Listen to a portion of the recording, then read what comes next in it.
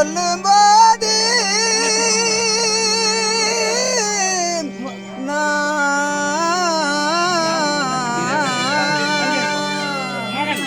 கன்னிமார் சொல்லும் போது அல கண்ணி எழுந்து இருந்து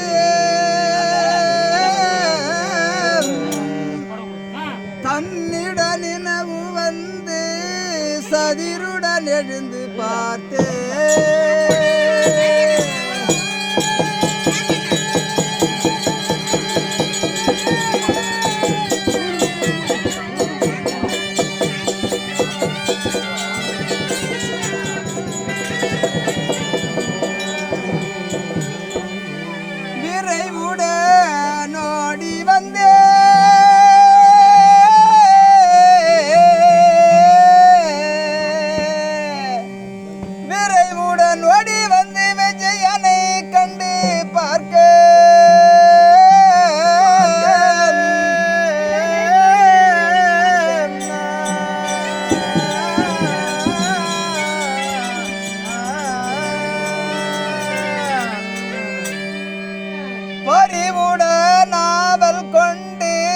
பர்குணனை பார்க்கவே அல கன்னியம் வருகின்றாளே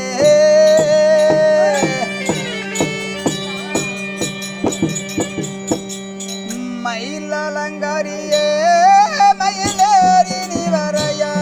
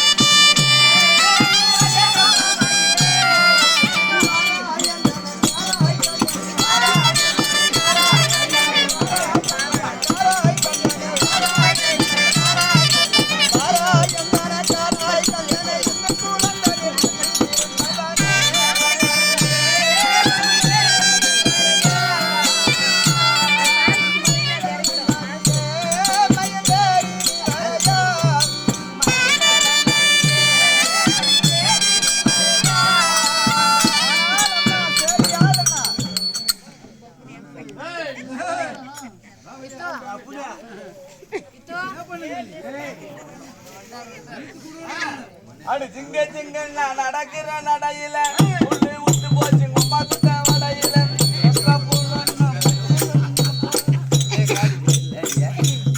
ஒரு பெண்ணானவள் உயர்ந்த இடத்திற்கு போக வேண்டும் என்றால் ஆ, அவளுக்கு என்ன வேணும்? அவளுக்கு வந்து பிளாஸ்டிக் வேணும்.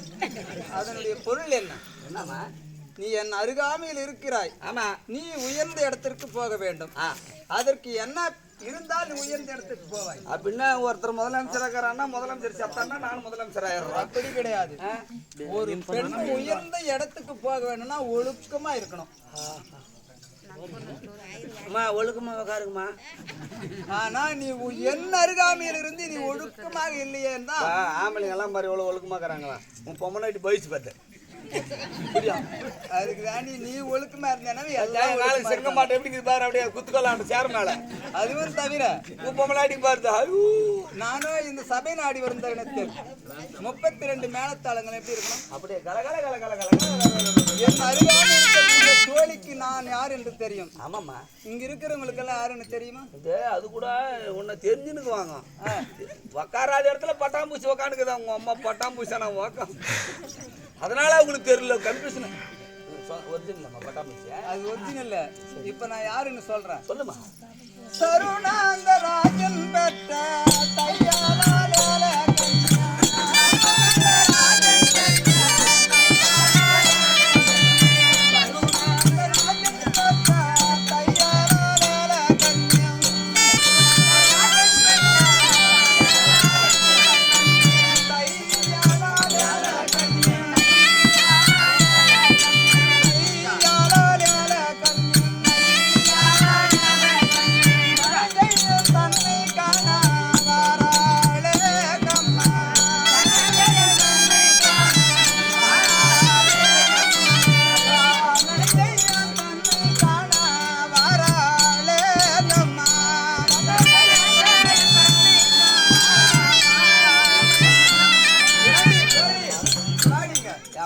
நான் என்ன சொன்னேன்?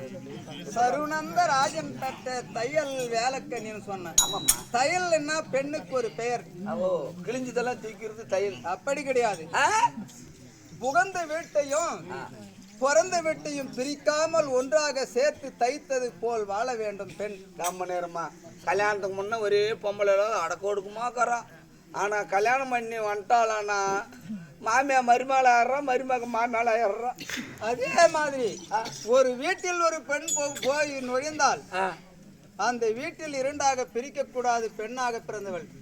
அதற்குத்தான் நான் தையல் என்று எனக்கு பெயர் சூட்டினார். சரிம்மா, சரி. அப்படி இருக்க இன்னும் தெரிவிக்கிறேன். சுபராகவா, நாட்டுக்கு நாடு மகாநாடாய் விளங்கக்கூடிய நீர்வளம் நிலவளம் பொருந்திய மச்ச நாட்டு கோப்பான பொன்னப்பள்ளி கிராமத்தைச் சேர்ந்த ஆமா குப்பன். ஆமா.